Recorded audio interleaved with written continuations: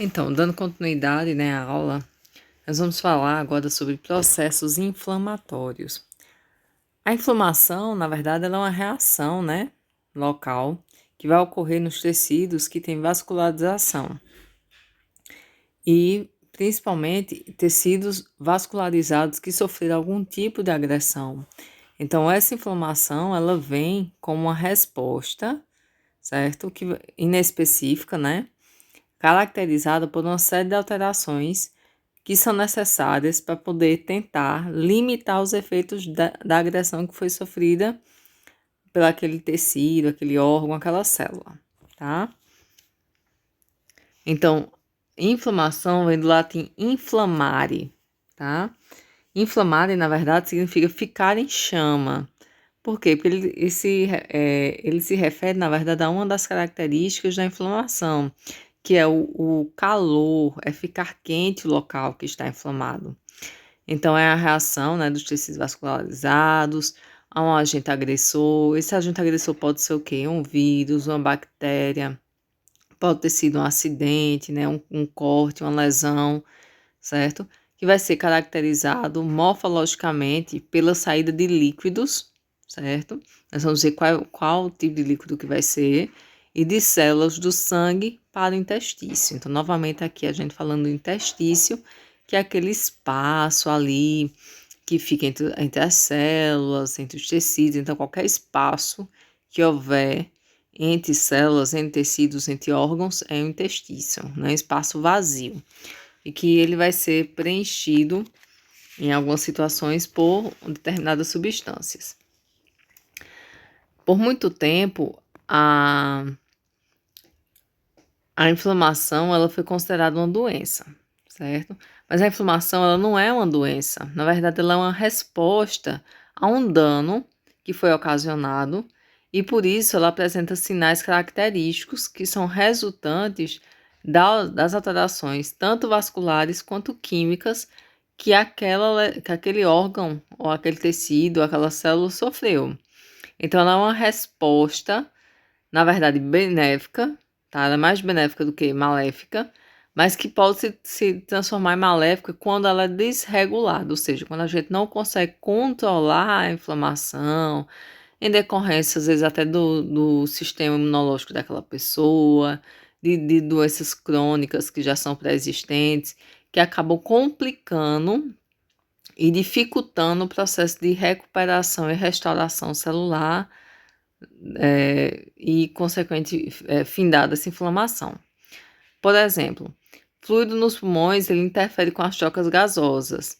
Dor intensa provoca espasmos e reduz o fluxo sanguíneo. Ou seja, então tem situações que vão dificultar a resolução da inflamação.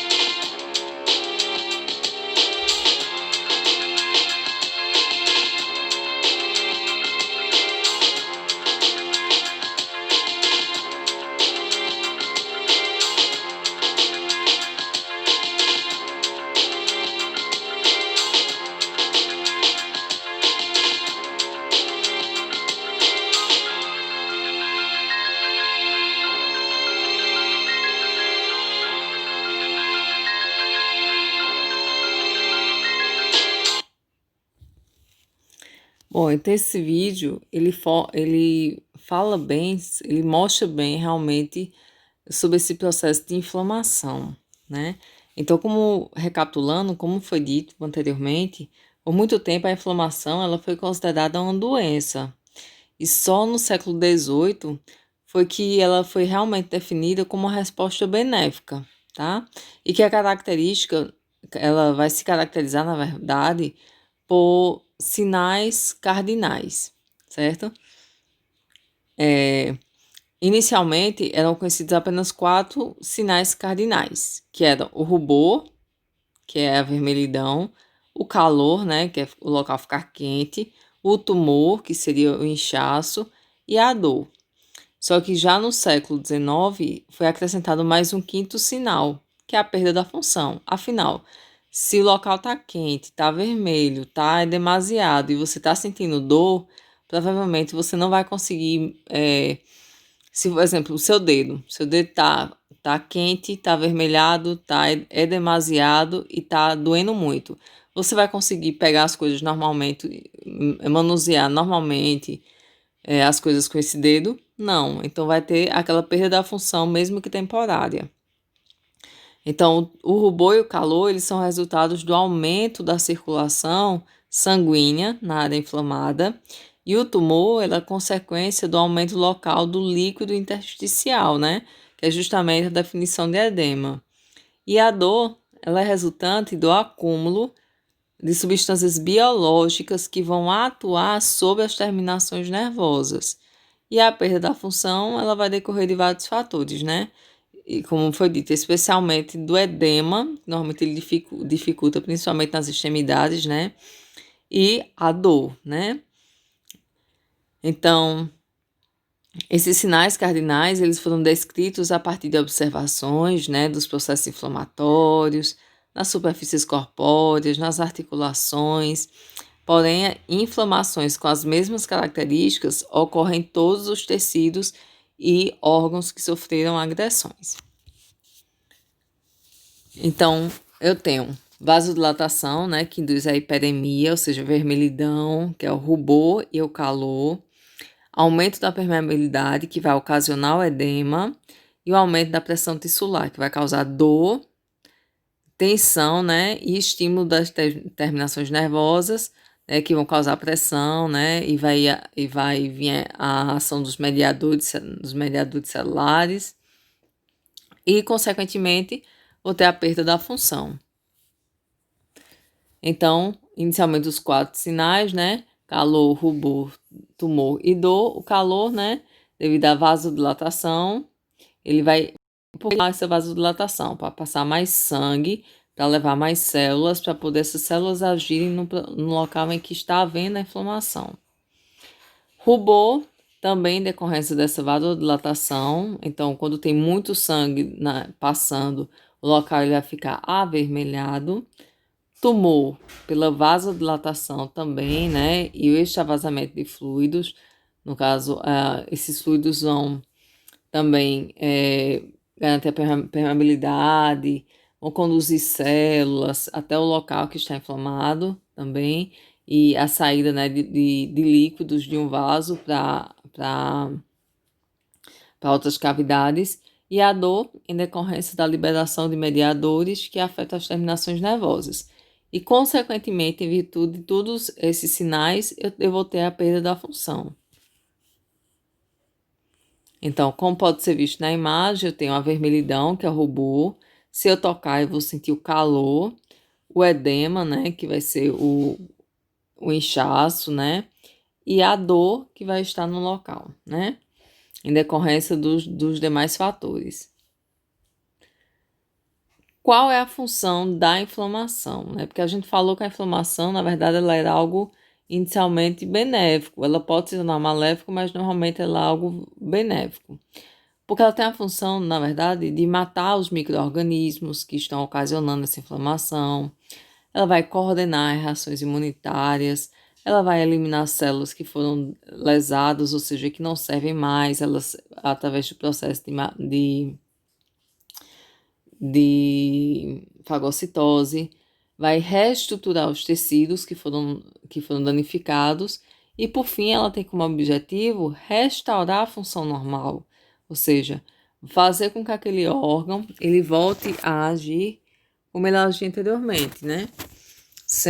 Ou seja, voltar realmente à sua função original, inicial.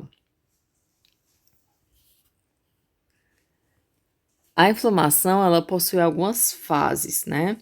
Na verdade, é possível evidenciar 3 fases da inflamação, embora aqui eu venha falando de 4 fases. Mas por que seriam 3 fases da inflamação? Bom, a primeira seria alterações causadas diretamente pela agressão, em que o tecido ele vai ser destruído por uma queimadura, como exemplo. Então, aqui eu tenho uma fase alterativa, certo? A segunda fase seria uma fase exudativa, que eu posso caracterizar ela por alterações vasculares que propiciam a saída dos vasos de seus constituintes líquidos e de células. Então, por fim, eu tenho uma fase produtiva, né? Já que ele vai proliferar e vai ter o acúmulo local de vasos e de células. E por último, seria a fase de reparo das alterações causadas pelas fases alterativas e exudativas. Então, na verdade, não deixam de ser 4 fases, né? Mas de forma mais resumida, a gente vai considerar aqui, eu tenho a fase 1, que é eu tenho inflamação aguda, né? Então, eu vou ter resposta vascular e celular, e aqui vai dominar a ação dos granulócitos, que são células de defesa. Na fase 2 da inflamação, eu vou ter uma inflamação mais crônica, com a proliferação, na verdade, de células, e eu vou ter aqui o domínio já de outro tipo celular, que vai ser os monócitos, né, que são tipos de leucócitos, que agem mais especificamente contra vírus e bactérias.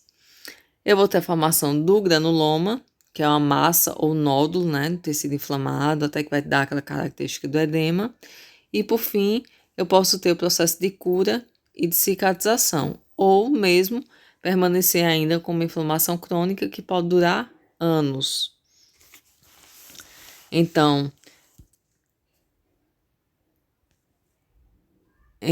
essa cascata da inflamação, ela funciona da seguinte forma. Eu vou ter um estímulo lesivo, tá? Que vai causar um dano na membrana celular fosfolipídica, tá? Então, aí eu vou ativar a fosfolipase A2, que é uma enzima que, quando ela é ativada por alguma lesão, ela libera o ácido araquidônico da membrana celular para o citoplasma. Então, teve o estímulo lesivo, a minha membrana celular fosfolipídica liberou quem? A fosfolipase A2. Ela vai liberar quem? O ácido araquidônico. O ácido araquidônico, ele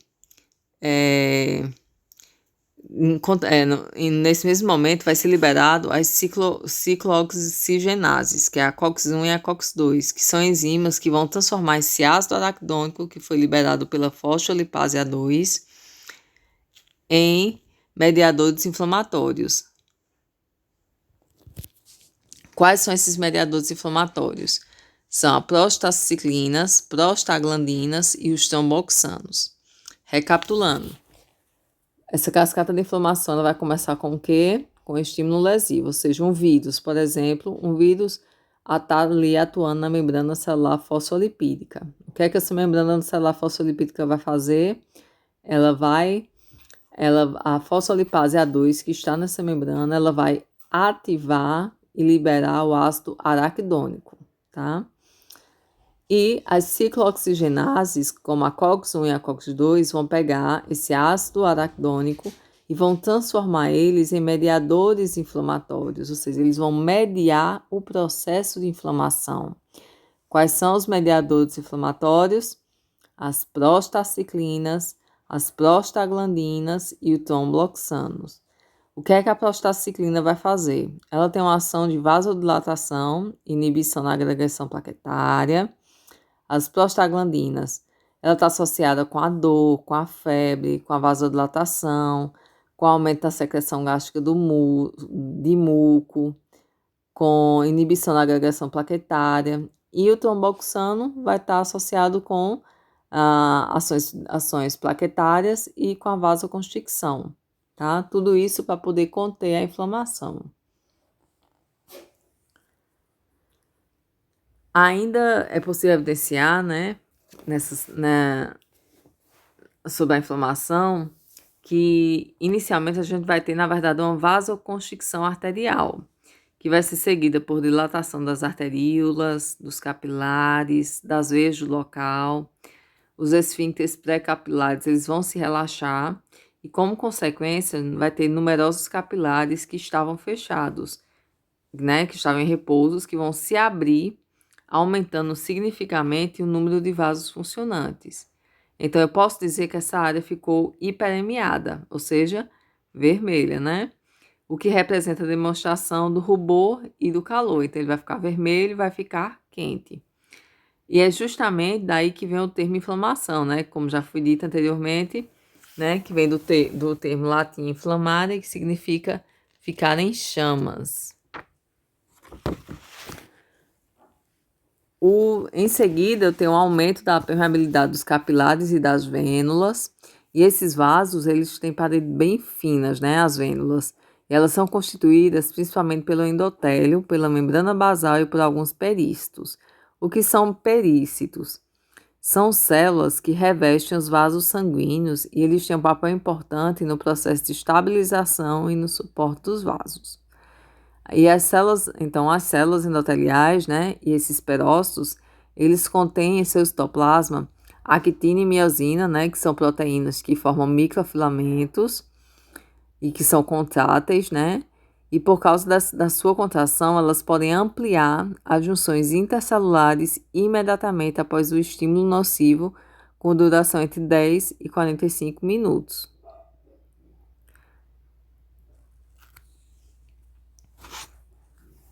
Quais são as células que estão envolvidas no processo inflamatório? Bom, nós temos os leucócitos, né, que possuem inúmeras defesas, né, são células de defesas, então eles têm ação não somente de matar os micro-organismos que atacam o nosso sistema, mas também eles vão fazer isso através de fagocitose, eles vão processar os antígenos, eles vão reparar as lesões. Então, os leucócitos, eles são essenciais para o processo de cicatrização e, consequentemente, o processo de inflamação celular, ou tecidual, ou de algum órgão. Vamos ter a ação dos macrófagos, que eles são mononucleados, né? Como a gente pode ver, eles só possuem um núcleo. Eles são bem aderentes e eles têm a função de fagocitar. Quando eles estão ativados, eles vão mudar suas características. Então, o macrófago, quando ele está ativado, ou seja, quando tem um processo inflamatório, ele vai aumentar de tamanho, ele vai aumentar o número de grânulos, a quantidade de retículo endoplasmático granular, a capacidade de se espraiar, ou seja, de chegar até os locais, de se aderir aos locais, ou seja, aumentar a aderência, né? E vai também aumentar a sua capacidade de fagocitose. Tudo isso para poder agir ali naquele processo de inflamação e conter o agente que está causando essa inflamação. Já os neutrófilos, como a gente pode ver, eles possuem de 3 a 5 lóbulos, tá? Eles não contêm grânulos, eles também são células de defesa, são importantes porque realizam também fagocitose, né? E, consequentemente, a digestão de agentes estranhos. E eles são as primeiras células de defesa a alcançar o local da inflamação. Os mastócitos, que eles não possuem granulação, eles têm a função de liberar histamina, consequentemente vão gerar um processo de vasodilatação, aumento da permeabilidade celular, tecidual, né, e a passagem de proteínas do plasma para o intestício, especialmente o fibrogênio, né, que é para poder ali conter essa inflamação. E além da histamina, eles também armazenam nos seus grânulos heparina e algumas proteases.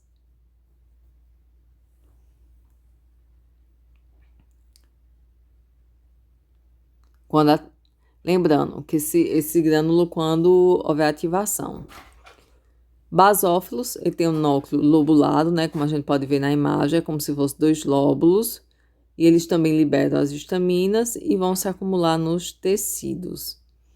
Os eosinófilos também são bilobulados, ou seja, possuem 2 lóbulos, também são células de defesa, e que esses eosinófilos, eles produzem o fator ativador de plaquetas e derivados do ácido araquidônico, né, que é aquele que vai participar da cascata, né,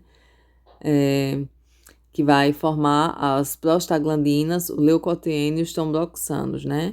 Então, esse ácido araquidônico é ele que é responsável pela biossíntese de sinais químicos celulares, ou seja, que vão lidar realmente com os danos causados nas células. E tem as células dendríticas, que na verdade são agentes sentinelas, né, existentes nos tecidos, ou seja, eles vão guiar essas células de defesa até o local em que está ocorrendo a inflamação. É como se fossem células de orientação. Ela vai dizer onde está essa localização e vai levar as células de defesa lá. E elas estimulam também a formação dos anticorpos. As células endoteliais. Então, as células que compõem o endotélio, elas também vão atuar no processo de inflamação, tá? Elas vão atuar na coagulação e na aderência dos leucócitos. Além de produzir também moléculas vasodilatadoras e vasoconstrictoras, né? Então, a prostaciclina, que já foi falada, né? Que tem ação vasodilatadora e inibidora da adesão plaquetária, o óxido nítrico, que é o vasodilatador, as endotelinas, que são peptídeos, né? De ação prolongada com função vasoconstrictora. Ou seja, vai ter momentos que eu preciso dilatar e momentos que eu preciso uma vasoconstricção, né, para poder conter realmente essa inflamação. E quanto aos mediadores químicos da inflamação, nós temos, relacionado à inflamação aguda, a histamina e a serotonina, os prostanoides, os leucotrienos e os fosfolipídios. Relacionados à transição à dor e à cronificação, nós temos as neuricinas, as bradicininas, quimiocinas, e mais ligados à inflamação crônica, as interleucinas. Eu vou falar agora das principais, essas são realmente as que a gente realmente precisa ter uma atenção maior, que é a histamina, né, que é sintetizada a partir do aminoácido L-histidina. Ela está relacionada com a vasodilatação, com o aumento da permeabilidade vascular, ou seja, com edema, né? Ela é responsável também pela contração da musculatura lisa, tanto brônquica como gastrointestinal. Então, ela vai ter várias funções, dependendo do local em que ela atuar. Se for no pulmão, ela vai ter uma ação de broncoconstricção. Então, ela vai gerar sintomas semelhantes ao de asma. Se for no músculo lisovascular, ela vai gerar dilatação das vênulas pós-capilares, das arteríolas terminais, uma venoconstricção, então eu vou ter o quê? Um eritema. Se for no endotélio vascular, ela vai gerar contração e separação das células endoteliais. Consequentemente, eu vou ter o quê? Edema e reação de pápula, que é tipo aquela reaçãozinha que dá na vacina do BCG, em uma das fases da BCG. Nos nervos periféricos, ela vai gerar sensibilização das terminações nervosas aferentes, que vai causar prurido, ou seja, coceira e dor. E no coração, ela vai gerar um aumento da frequência e da contratilidade cardíaca, mas as manifestações são insignificantes porque o aumento ela é muito pouco, é muito pequeno o aumento, então não chega a ser significativo. E no estômago, aumento da secreção do ácido gástrico, que vai ocasionar doenças ulcerosas pépticas, né, e azia, que no caso é a pirose. E no sistema nervoso central, o efeito vai ser neurotransmissor, ou seja, ela vai agir no ritmo circadiano e no estado de vigília. Já as bradicininas e a calidina, elas causam vasodilatação, aumento da permeabilidade vascular, que vai gerar o edema, vai produzir dor, vai induzir a síntese e a liberação de prostaglandinas. Então, houve a lesão, eu vou ter a liberação de mediadores químicos. Quais são os mediadores químicos? A histamina, os complementos, né? Serotonina, bradicinina, leucotrienos, prostaglandinas, tromboxanos e o PAF, que está relacionado com agressão plaquetária. E respostas inflamatórias, que é a vasodilatação, aumento da permeabilidade vascular, infiltração dos leucócitos e a fagocitose. Tudo isso com o objetivo de agir no agente agressor e combater o agente agressor para acabar com o processo inflamatório. E, por fim, a gente termina esse conteúdo e fica essa atividade complementar para ajudar no processo de revisão, né? E daí surgindo dúvidas em relação, enquanto vocês estiverem respondendo o questionário, as dúvidas que surgirem, vocês já aproveitam e já mandam por e-mail, tá? Não deixem acumular. E o que vocês não entenderem, vocês podem mandar por e-mail, que eu faço um áudio explicativo e encaminho para vocês, tá certo? E mais uma vez, obrigado pela atenção e desculpa pelo nosso imprevisto.